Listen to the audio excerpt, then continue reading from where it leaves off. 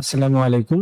সম্প্রতি হিসাব মহানিয়ন্ত্রকের কার্যালয় থেকে ৩টি সার্কুলারে সর্বমোট ৫৭৫ জনকে নিয়োগের লক্ষ্যে ৩টি পূর্ণ নিয়োগ বিজ্ঞপ্তি প্রকাশিত হয়েছে।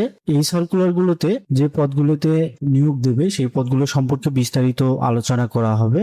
আপনারা যারা অষ্টম শ্রেণী, এসএসসি, এইচএসসি এবং স্নাতক পাস করেছেন তারা আবেদন করতে পারবেন। এই পদগুলোতে মূলত বাংলাদেশের প্রত্যেকটা জেলা থেকে নারী এবং পুরুষ উভয়ে আবেদন করতে পারবেন। আপনাদেরকে সরাসরি অনলাইনের মাধ্যমে আবেদন করতে হবে।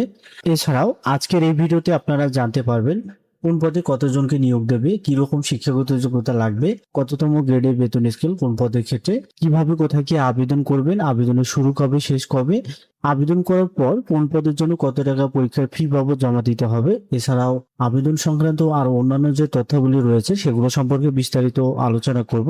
সো বিস্তারিত জানতে হলে ভিডিওটি না টেনে সম্পূর্ণ দেখতে থাকুন। এখানে মূলত 3টি সার্কুলারের মাধ্যমে 575 জনকে নিয়োগ দেবে। আবেদন করার যে প্রসেস এবং ওয়েবসাইট, অন্যান্য তথ্য যেগুলো রয়েছে সবগুলোই কিন্তু সেম, শুধু এখানে 3টি সার্কুলারে পদ, শিক্ষাগত যোগ্যতা, পদের সংখ্যা ইত্যাদি উল্লেখ করা রয়েছে। প্রথমে যে সার্কুলার, সেখানে কম্পিউটার অপারেটর পদে 2 জনকে নিয়োগ দেবে এবং এই 3টি সার্কুলারে যে পদগুলো রয়েছে সবগুলোতে পদ ভেদে 13 থেকে 20তম গ্রেডে বেতন স্কেল প্রদান করবে। এর মধ্যে কম্পিউটার অপারেটর পদ হচ্ছে 13তম গ্রেডে বেতন স্কেল, যেখানে 2 জনকে নিয়োগ দেবে। বিজ্ঞান বিভাগ থেকে আপনাকে স্নাতক পাস করতে হবে। এছাড়াও কম্পিউটার মুদ্রা করে প্রতি মিনিটে বাংলায় 25 এবং ইংরেজিতে 30 শব্দের গতি সহ সংশ্লিষ্ট বিষয়ে স্ট্যান্ডার্ড অ্যাপটিটিউড টেস্টে উত্তীর্ণ হতে হবে। জুনিয়র অডিটর পদে 92 জনকে নিয়োগ দেবে। এইচএসসি বা সমমানের পরীক্ষায় আপনাকে পাশ হতে হবে। কম্পিউটার মুদ্রা করে সর্বনিম্ন গতি প্রতি মিনিটে ইংরেজিতে এবং বাংলায় 20 শব্দের গতি থাকতে হবে। এছাড়াও সংশ্লিষ্ট বিষয়ে স্ট্যান্ডার্ড অ্যাপটিটিউড টেস্টে আপনাকে উত্তীর্ণ হতে হবে। ডাটা এন্ট্রি কন্ট্রোল অপারেটর পদে 4 জনকে নিয়োগ দেবে। এইচএসসি বা সমমানের পরীক্ষায় পাস সহ কম্পিউটার মুদ্রা করে প্রতি মিনিটে বাংলা এবং ইংরেজিতে 20 শব্দের গতি থাকতে হবে। এছাড়াও সংশ্লিষ্ট বিষয়ে স্ট্যান্ডার্ড অ্যাপটিটিউড টেস্টে উত্তীর্ণ হতে হবে। ড্রাইভার পদে 2 জনকে নিয়োগ দেবে। জুনিয়র স্কুল সার্টিফিকেট সহ আপনার ড্রাইভিং লাইসেন্স থাকতে হবে। এছাড়াও 3 বছর গাড়ি চালানোর বাস্তব কর্ম অভিজ্ঞতায় থাকতে হবে। সরকার পদে 40 জনকে নিয়োগ দেবে। এসএসসি পরীক্ষায় পাশ হতে হবে। অফিস সহায়ক পদে 57 জনকে নিয়োগ দেবে।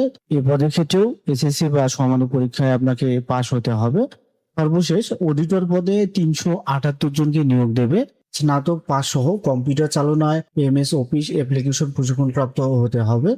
এই পদগুলোর ক্ষেত্রে আপনার আবেদনকারীর বয়স হচ্ছে সর্বনিম্ন 18 এবং সর্বোচ্চ 32 বছর। এই বয়স গণনা হবে 1 জুলাই 2026 খ্রিস্টাব্দ তারিখ অনুযায়ী। 2021 সালে 27 ডিসেম্বর প্রকাশিত বিজ্ঞপ্তিতে যারা আবেদন করেছিলেন তাদেরকে এই পদগুলোতে পুনরায় আবেদন করার প্রয়োজন নেই, অর্থাৎ পূর্বে যে আবেদন করেছেন সেই আবেদনটি বহাল থাকবে। আপনি সরকারি, আধা সরকারি বা স্বায়ত্তশাসিত প্রতিষ্ঠানে চাকরিরত অবস্থায় আবেদন করতে চান, সেক্ষেত্রে আপনাকে যথাযথ কর্তৃপক্ষের অনুমতিক্রমে আবেদন করতে হবে এবং মৌখিক পরীক্ষার সময় সেই কর্তৃপক্ষ কর্তৃক অনাপত্তি ছাড়পত্রের মূল কপি জমা দিতে হবে। আপনারা যে কোনো পদের ক্ষেত্রে যদি আবেদন করতে চান সেক্ষেত্রে এই ওয়েবসাইটে প্রবেশ করে আবেদনপত্র পূরণ করতে পারবেন। 6 আগস্ট সকাল 10টা থেকে শুরু করে 27 আগস্ট বিকাল 4টা, এই সময়ের মধ্যে মূলত আপনাকে আবেদন করতে হবে। আবেদন করার সময় আবেদন ফর্মে নির্ধারিত স্থানে আপনাকে ছবি এবং স্বাক্ষর আপলোড করতে হবে। সেক্ষেত্রে এখানে ছবি এবং স্বাক্ষরের সাইজ দেওয়া রয়েছে, এই অনুপাতে আপনারা রিসাইজ করে আপলোড করবেন। আবেদনপত্র সাবমিট করার পর যে কোনো টেলিটক প্রিপেড মোবাইল নম্বরের মাধ্যমে পরবর্তী 72 ঘন্টার মধ্যে আপনাকে পরীক্ষার ফি জমা দিতে হবে।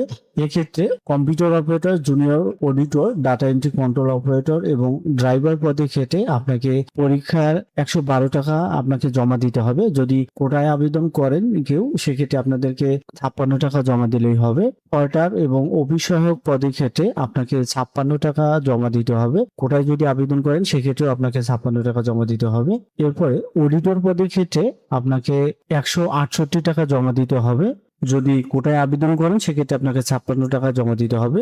এই পদগুলোর ক্ষেত্রে যেভাবে পরীক্ষার ফিটি জমা দেবেন সেই প্রসেসটি এখানে এসএমএস এর মাধ্যমে দেখানো হয়েছে। এইভাবে আপনারা এসএমএস করে পরীক্ষার ফি জমা দিতে পারবেন। পরবর্তীতে যদি আপনারা যোগ্য প্রার্থী হিসেবে বিবেচিত হন সেক্ষেত্রে মোবাইল ফোনের এসএমএস এর মাধ্যমে জানানো হবে। এই এসএমএস এ প্রেরিত ইউজার আইডি এবং পাসওয়ার্ড ব্যবহার করে পরবর্তীতে এই ওয়েবসাইটে প্রবেশ করে অ্যাডমিট কার্ড ডাউনলোড করতে পারবেন। আজকের এই সার্কুলারটি আপনারা এখানে যে ওয়েবসাইট দেওয়া রয়েছে এই ওয়েবসাইট থেকে অথবা কিউআর কোড স্ক্যান করে ডাউনলোড করতে পারবেন। আবেদন করতে যদি কোনো প্রকার সমস্যা হয় সেক্ষেত্রে টেলিটক নম্বর থেকে 121-এ অথবা ইমেইলে মেইল করে যোগাযোগ করতে পারবেন। তবে মেইল করার সময় মেইল সাবজেক্টে organisation name, post name, applicant user ID এবং কন্ট্যাক্ট নাম্বার অবশ্যই উল্লেখ করতে হবে। এই পদগুলোর ক্ষেত্রে মৌখিক পরীক্ষার সময় যে সকল কাগজপত্রের মূল কপি আপনাকে দেখাতে হবে এবং এক সেট সত্যায়িত ফটোকপি করে জমা দিতে হবে সেগুলো এখানে উল্লেখ করা রয়েছে। এখানে যে 3টি সার্কুলার রয়েছে 3টি সার্কুলারের ক্ষেত্রে প্রার্থীর সকল শিক্ষাগত যোগ্যতা সনদপত্র, এরপরে নাগরিকত্ব সনদপত্র, কোটার ক্ষেত্রে কোটার প্রমাণপত্র, জাতীয় পরিচয়পত্র বা জন্ম সনদের সত্যায়িত কপি, অনলাইনে পূরণকৃত আবেদনপত্রের কপি, এগুলো আপনাকে মূল কপি এবং এক সেট সত্যায়িত ফটোকপি করে জমা দিতে হবে। তো এখানে যে 3টি সার্কুলার সম্পর্কে বিস্তারিত আলোচনা করা হলো, এগুলো সম্পর্কে যদি আপনার আরো কোনো প্রশ্ন থাকে সেক্ষেত্রে আপনি জানাতে পারবেন কমেন্ট বক্সে। তো আজ এ পর্যন্তই, দেখা হবে আবারও পরবর্তী নতুন কোনো নিয়োগ বিজ্ঞপ্তির ভিডিওতে। সেই পর্যন্ত ভালো থাকবেন, সুস্থ থাকবেন, আল্লাহ হাফেজ।